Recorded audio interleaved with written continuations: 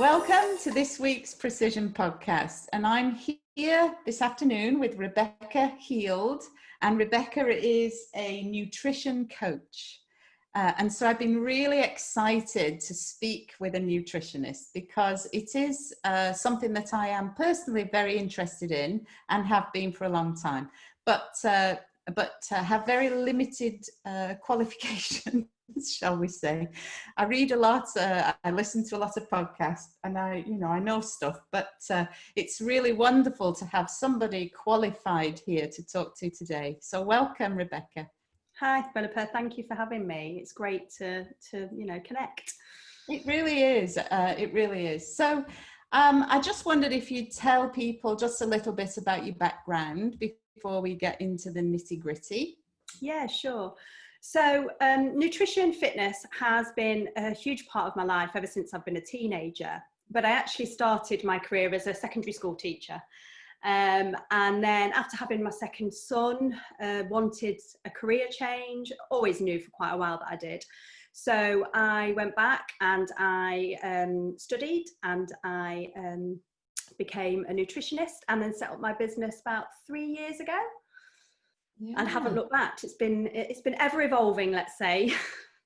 Well, it's fabulous, isn't it? Well done you for doing that, because it's no mean feat to have a change of direction partway through. No. And in the middle of raising 2 boys as well, as far as I understand it. So, yeah.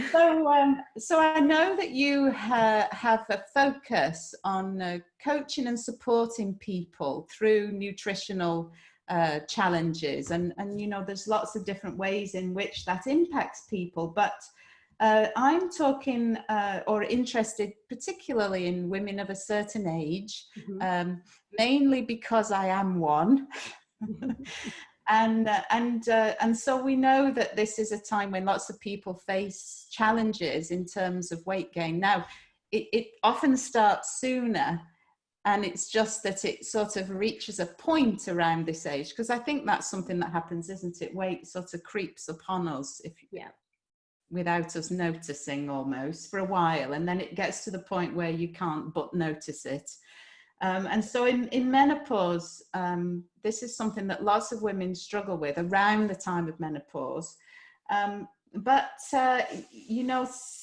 We were talking a little before we came on air about the fact that this is not necessarily just to do with hormones, and that it's a time of life when maybe we face struggles and challenges with children leaving home, for instance, or yeah, of course, and all the symptoms of not having the estrogen. We were saying just generally not feeling good.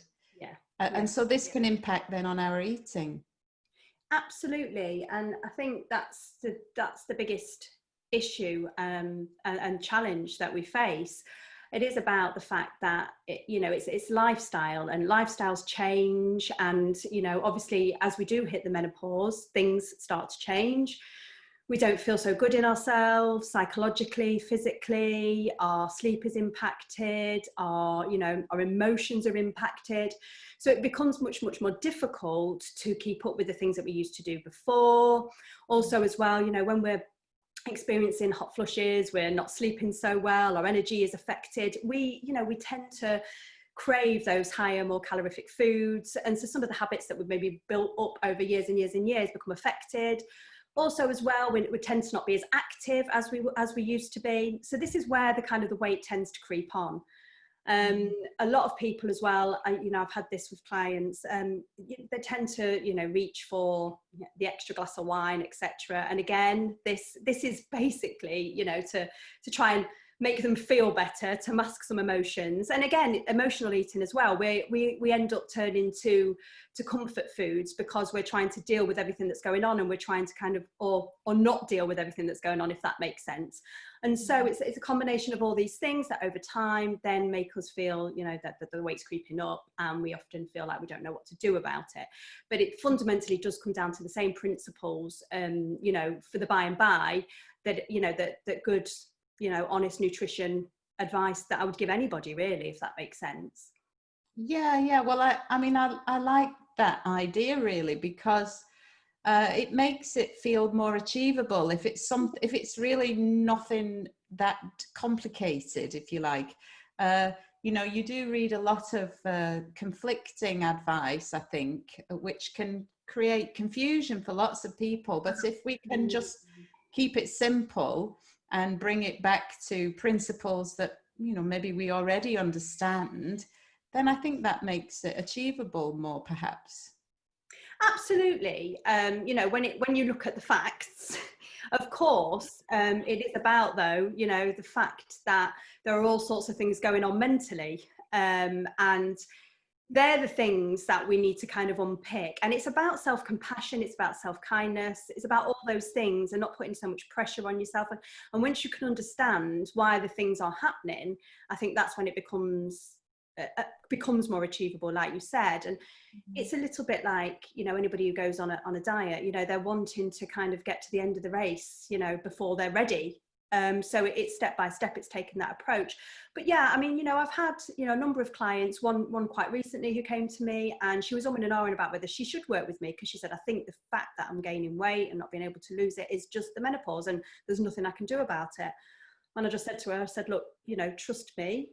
I said, work with me and I'll show you what it is that you need to do, what it is that you need to focus on. And she achieved exactly what she needed to achieve. And her ultimate goal was weight loss and to feel much better and more energetic. And she did that, and she's kept it off. So, there is, sorry, go on. No, that's good. I mean, I think that's really important what you said there, that people do somehow think that this is inevitable. Yes, precisely. And that we maybe should accept this as a new norm. Well, a bit like wearing a mask in the supermarkets. I don't like it very much.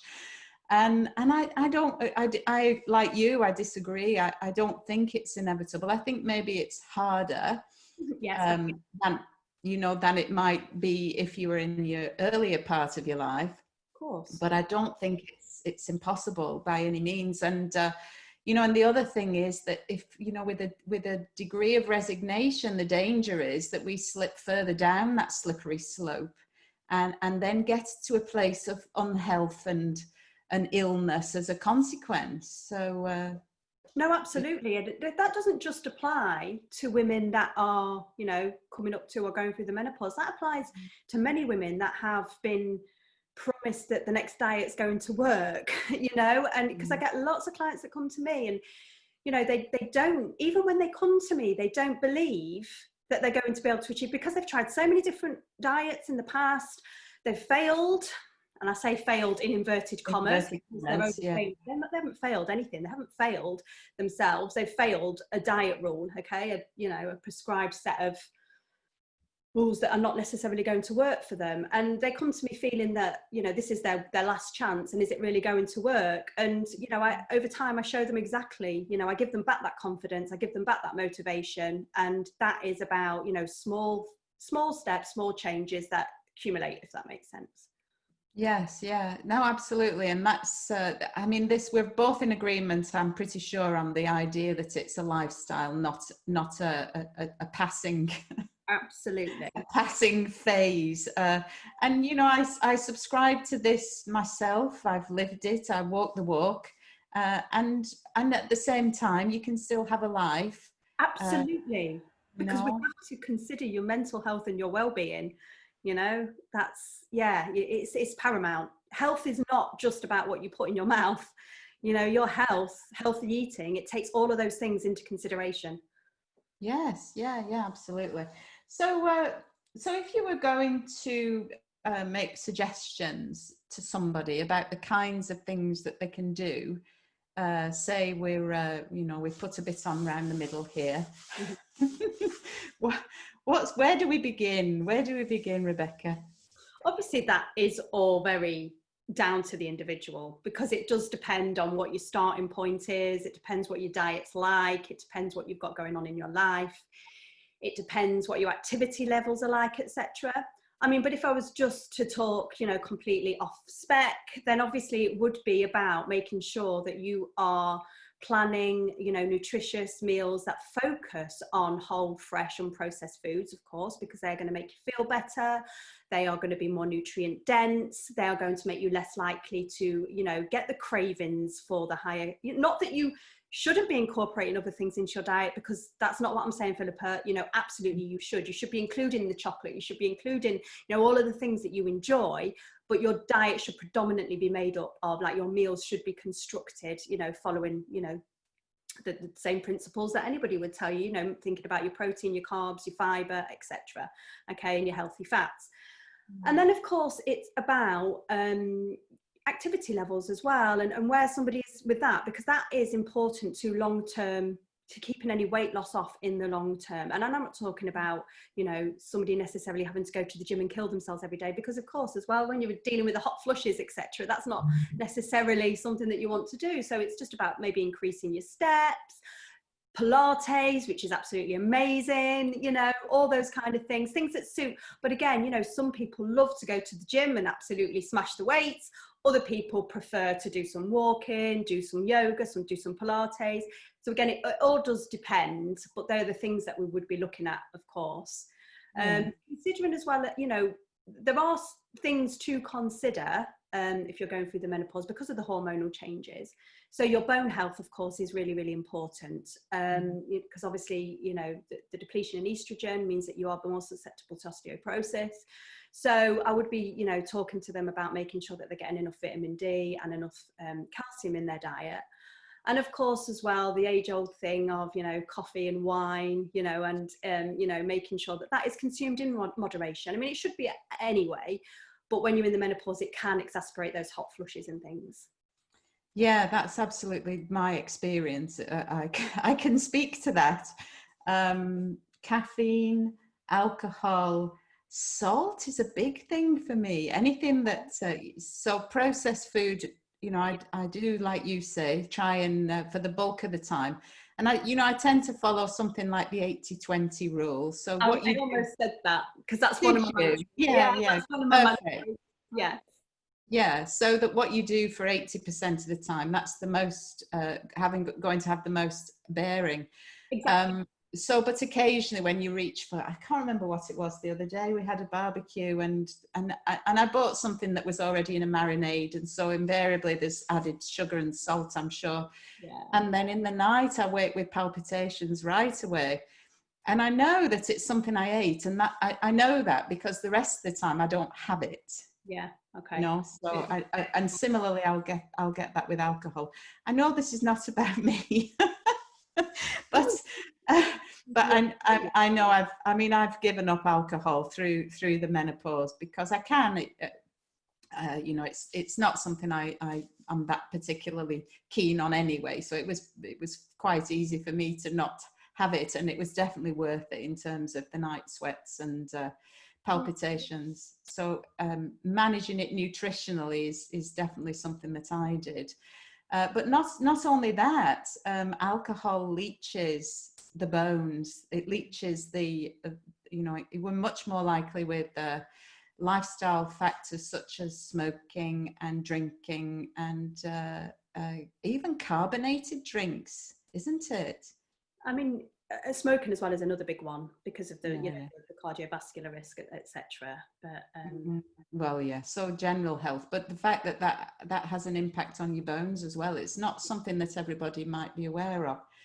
Yeah, and carbonated drinks, and I was thinking, oh, I am quite a fan of sparkling mineral water, which I think I'm just thinking maybe if, like, you know, 80-20, we'll stick with that, 80-20, and what you do for some of the time is going to be, you can kind of get away with it, can't you, if it's just for some of the time.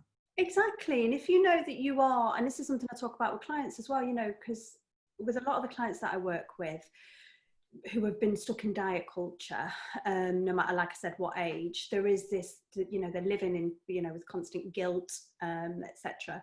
And it's about, you know. Do you mind just talking a bit more about what you mean by that? Because I think I understand what you mean by diet culture, but do you mind just explaining it a little bit?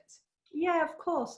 So diet culture really is, you know, it's about, it's people getting stuck into the promise that they're going to follow a set of rules and lose weight. Okay. And the thing is that very often this is masked as, you know, a healthy approach, because very often people out there will tell you that by losing weight, you're going to automatically become healthier. Now, this isn't always the case. Okay. Now it's not all just about, you know, what, you know, calories in. I mean, obviously when it comes to weight loss, that it's a scientific fact that it's all about energy balance, but you need to be obviously taking somebody's mental and emotional, etc. health into consideration as well. So anyway, diet culture is something that isn't always easy to pick up on. But I always say to people, are you preoccupied with food? Do you count calories? Do you restrict certain foods? Do you avoid foods that are high in calories, high in fat, high in carbohydrates? Okay. Do you evaluate yourself by, you know, by what the scales are saying? Okay. Do you think you're a better person because you make certain nutrition choices? And then do you feel like a bad person if you don't make them? Does that make sense? So all of these and more, I could go on and on, but all of these things are kind of, you know, they are part of diet culture. Okay. And it's about really, you know, somebody is, or the industry, trying to get people to live by external rules, okay, rather than emotionally connecting and physically connecting with what it is that their body needs. Okay. And it's also, as well, the thing with diet culture is there's this, you know, there's this ideal, there's this, you know, you need to look a certain way, you need to be a certain shape. So it also, of course, affects your body image, your self-esteem. So if, I guess the easiest way to kind of put it is that if you are chasing a certain diet or following certain rules because of the way you look, rather than the way you feel and your you know, your underlying health, then it is probably a diet culture that you're stuck in. Does that make sense? Yeah, no, it does. And what we're saying really is that this is something that is in somebody else's interests usually, and it's not usually that of the individual. We're talking about food manufacturers making a whole load of money out of diet foods. Yeah, of course. And we're talking about people selling, you know, shake diets. You're talking about people selling fat loss pills. You're talking about people, you know, you're talking about people giving out, you know, 800 calorie diet plans. You know, the fitness industry is absolutely saturated with people selling diet culture, Slimming World, Weight Watchers. Sorry, it is all diet culture. So what we want to promote is a health culture. Yes, no? Yes. If you know, anybody who is, you know, kind of putting foods into good or bad categories, labeling food as sinful, okay, you know, well, you know, is it Slimming World that use sins? And yeah, they do. all of that is basically, it's giving an emotional attachment to food. It's creating unhealthy relationships with food, which is what diet culture does. And then by giving foods that emotional attachment, that's there when the guilt and the shame comes in, because you feel guilty for having a bad food, and then you feel angelic for having a good food, but then you feel that you failed when you end up having bad food again. Does that make sense? It does. And then that really drives the behavior that ultimately means people can't lose weight. Yes. Or if they do, it's only for a short time. Yeah, 95% of diets fail. Yeah, you know, 95, they say, I think it's within 5 years, 95% of people regain the weight that they've lost when they've followed, you know, a diet that isn't. And so, no, sorry. That isn't personalized. So that, you know, the way that I work, it's about, you know, it's nutrition coaching. It's not a diet. You know, it's so funny because all of my clients will come to me and, oh my God, you know, I'm losing weight and I'm not on a diet. And I'm like, yeah, it's amazing, isn't it? You know, because we've learned for over the years that the only way to lose weight is by going on a diet. Well, we've all got a diet, Philippa. We've all got a diet. Yeah, we have a diet. It's what you put in your mouth. Yeah, it is. But that food needs to be neutral. That food needs to be, and it's about, so what I teach people is, you know, to become, because if you are living by external rules, you're not listening to your own hunger signals, you're not listening to what your own body wants, you know, so they're all the things that then I teach clients to start doing again. Right. So I think, I mean, it goes deeper, doesn't it? This is what we're kind of finding out. And actually, just, you know, I'm somebody who finds it relatively easy to stick to rules. So rules are something that you know, I have my own rules, obviously, not anybody else's, just Well, mine. Well, that's the key. Oh, is it? Well, go on, carry on. Finish. Well, no. So I just kind of, but equally, I can see what you mean about it generating emotions around how you feel about certain kinds of food. For instance, crisps, and don't get me going on crisps. But you know, I have been known to call them the work of the devil. So you know, for whatever reason. And so I have this. Do you not like crisps? Well, because I think they're so bad for anybody. But I don't think there's a good thing about a crisp. But that's just me.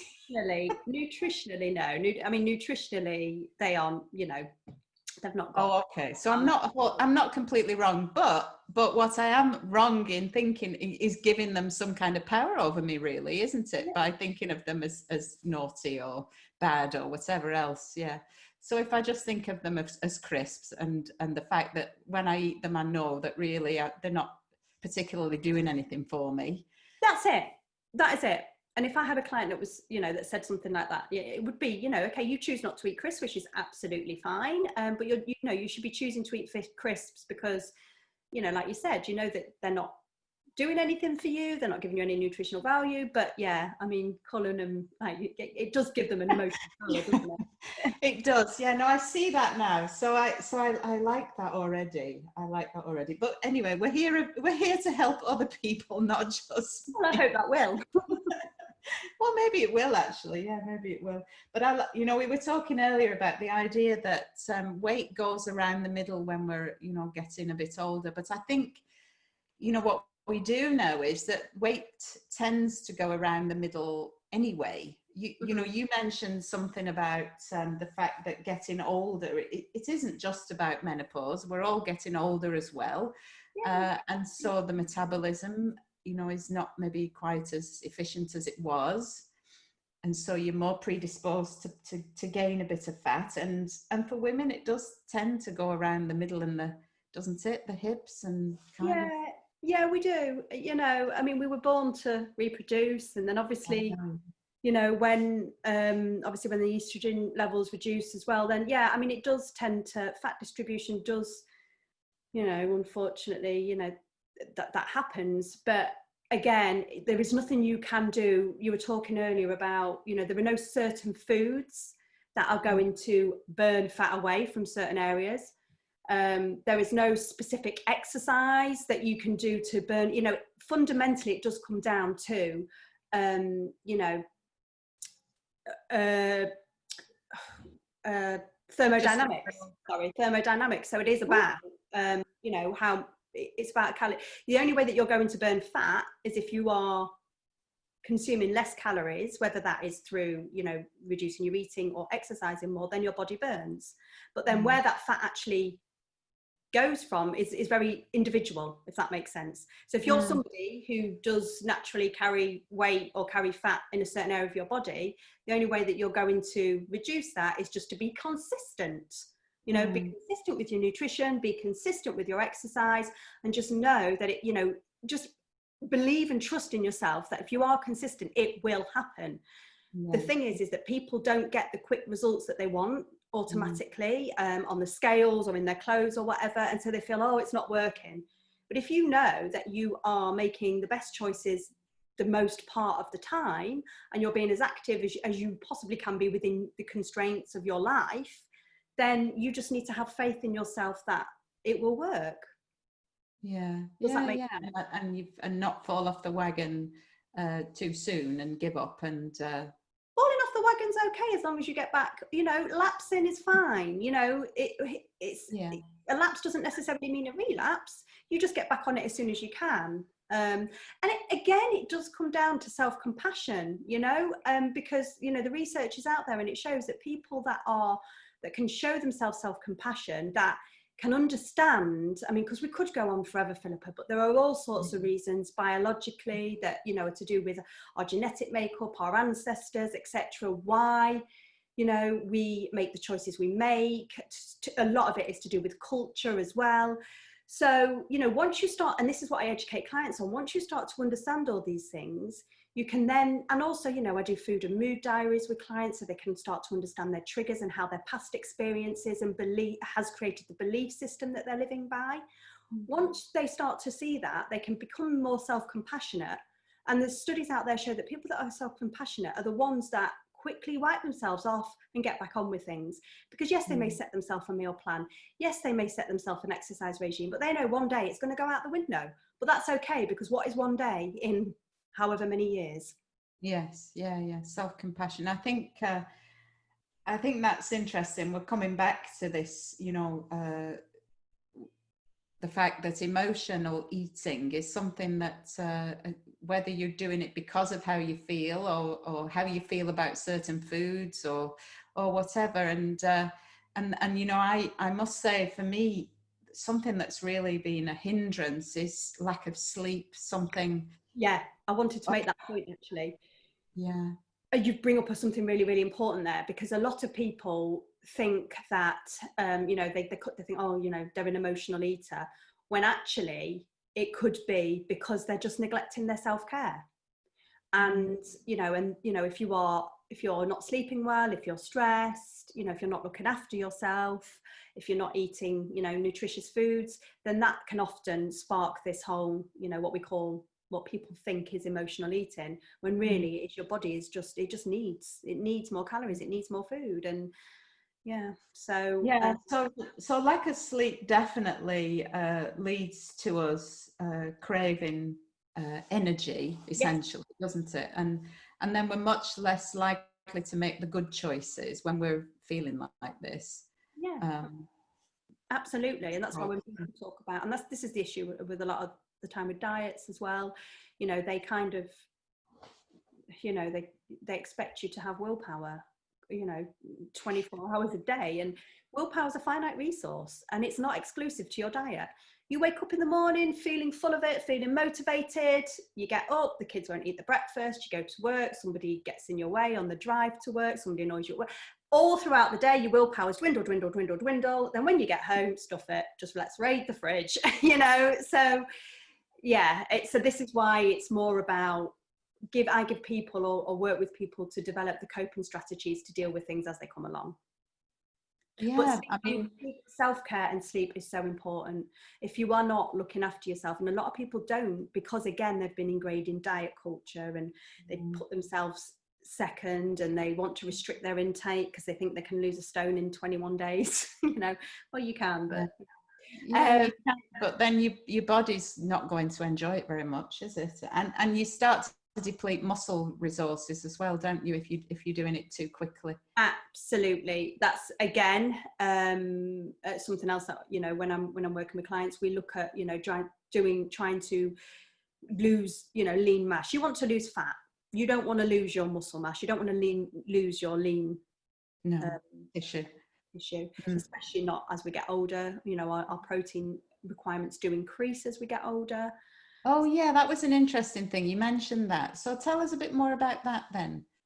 So yeah, as we get older, we basically, you know, our bodies, we need more protein.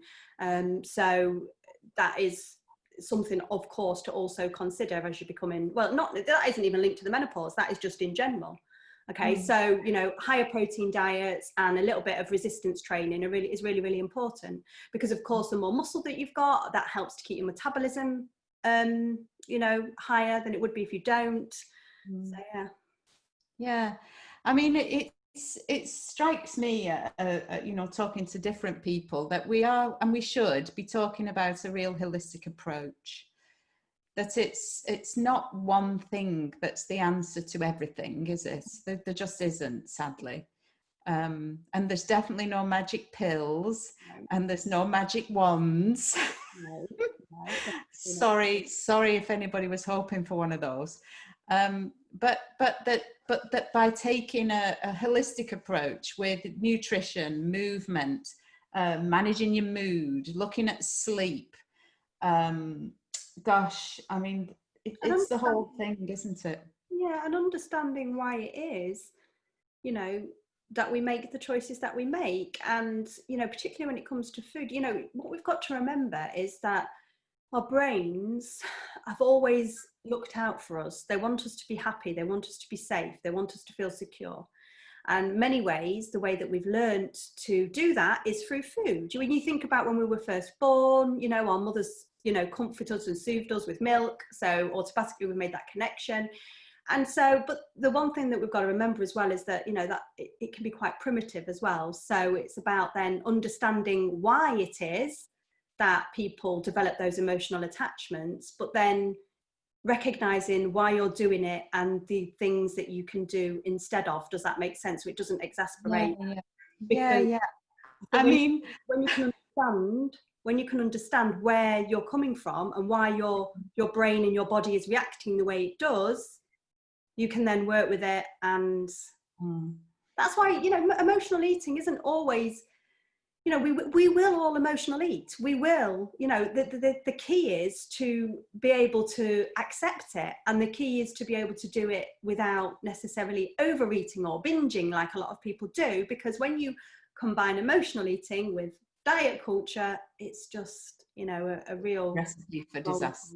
Yeah. Yeah. No, I'm definitely hearing you. This tailored approach. So the fact that it's a holistic approach is one thing, and that there's no one thing. We've got to, and then this tailored approach, which is looking at why we do what we do as people, and what drives us, and so that comes down, doesn't it, to looking at your values and what happened to you, perhaps. Yeah, you like that idea. Well, values, your why, all of that, because so many of Wow. my clients, like I said, have been stuck on the diet roller coaster, and, you know, their diet has overtaken their life. So there's a mismatch between what it is that they're doing and their behaviors every day and what actually are their true underlying values. But it, you know, it's so easy, you know, you can see it happening, and, you know, but I think it's interesting what you said then. But it's about what I always encourage my clients to be is, rather than be judgmental about the things that they're doing, is to be curious. And it's funny because I've got a session with a client tonight, and she was away last week, and she's doing amazing. She's been doing amazing. She's been on and off diet since she was 13. But she said to me, yeah, she said, I'm really looking forward to catching up tonight. She said, because going away, holiday, brought back so many thoughts and emotions. And she says, you know, obviously, bless her, fair play to her, because she did exactly what I did. I said, you know, make sure you're making a note of things as they come up.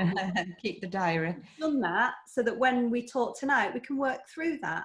And it's then when she can understand why we've already unpicked a lot of this, but so much of it has come from her belief system, from the way she was brought up, from what she's seen in the media. And, you know, dealing with all this has, you know, kind of, she's come on leaps and bounds. Anyway, sorry, that's just Yeah, no, and I mean, I think that's right, that ultimately, if we start digging beneath the surface, that's when we start to get long-term success, isn't it? perfect. Yeah, and you're guiding people on this journey of self-discovery. Yeah, I mean, self-awareness. And this is you know, another thing that we get to my stage of life, you know, and for the last 20 years, I've been preoccupied with running my house, having a job, bringing up my children, making sure they have everything they need, you know, on the feet, in the face, you know, whatever. And so I was the last thing on my mind. And now that, you know, for a lot of women, we get to this stage and it's like, now what? Yeah. Now what? And if you have maybe had that relationship with food in the past and you've got a bit of a void to fill, then perhaps food is the thing that fills it for some of us, you know. Definitely. I can see how that might be the case. And so to take this time out at this time of life, my time of life, and not just my time of life, any time that you think is appropriate for you, to take this time out and have a journey of self-discovery and like you said, give yourself some self-care, look after yourself, put you at the center of things just for a little while, you know, just for once. And then that ultimately is going to really inform your future And that can make a massive difference to the journey the path that you are taking. Massive, not only in terms of your enjoyment of life and your experience of life and your outlook on life, but also as well, let's be honest. I mean, I wouldn't want to, put a statistic on it, but, it's going to probably give you longer, So, well, it's a fact. Yeah, we can't dress that up. It is a fact that, and not just years lived, but so it's not the years in your life, it's the life in your years, isn't it? And this is, this is the thing that I see as a physio, working with people's bodies, in the treatment room, that there's life, and then there's life, and there's living it to its fullest. And now that we've been released from the bonds of childcare, perhaps for some of us, and maybe it's in between. I'm not quite there. No, you're not there. Never mind. You will be. And I'm not quite at the stage of having to look after my elderly relatives. So I've got, a bit of me time to really just get to grips with this thing, take the bull by the horns, and give it big uns. Yeah, and I do have, I do have clients that do, exactly come to me. I mean, I've got a new client now who's just started working with me, and she's like that. Her children are grown up. She's now taking the time out for her because food really has become an emotional crutch for her going through. But then I do have, on the other end of it, I've got a young mum in her early 30s who, has realised she's got a daughter, and she's realised that, by carrying on the way that she was not giving the right messages about food, about body image, about self-esteem to her daughter. So she was like, I just had to do something about it. So yeah, awesome, isn't it? Stage you are in life, it's never a bad time to kind of, if you are struggling with these things. Yeah, exactly. And so get some really good sound advice is what I would say. Yes. It's funny you should say that. Sorry, because I had a client who said, she messaged me last week. She just said, I've stopped following all my Weight Watchers people on Instagram or something like that. And I was like, yeah, because that's the thing. People follow people on on social media that do give messages that are not always the most helpful. I mean, Weight Watchers wasn't. You make a very good point. And we're not saying anything about any groups in particular, because lots of people find success and get support, and support's always a good thing, isn't it? If you've got a group. Weight Watchers just didn't work for her. No, exactly. And so for some people it works, but if it doesn't work for you, it's not about you necessarily. That group maybe just wasn't for you. Yeah, and find another way. There will be another way. Yeah. But look inwards. Let's start looking internally rather than Googling. Looking for the answers on Google. Yeah, well, I love that we've gone there. So I've really enjoyed chatting with you today. I really enjoyed it, and maybe Rebecca would come again another day. And bring us up to speed. But put yourself at the center of it all, and just sometimes dig a bit deeper and ask the question why, not just what. Yes, yeah, I love that. I love that. Well, thank you. I think we'll call it a day there for today. So thanks so much for your time. No, thank you very much for having me. It's great to connect, and we'll be in touch. Yeah. Take care now. All right. Thank you. Bye. Bye.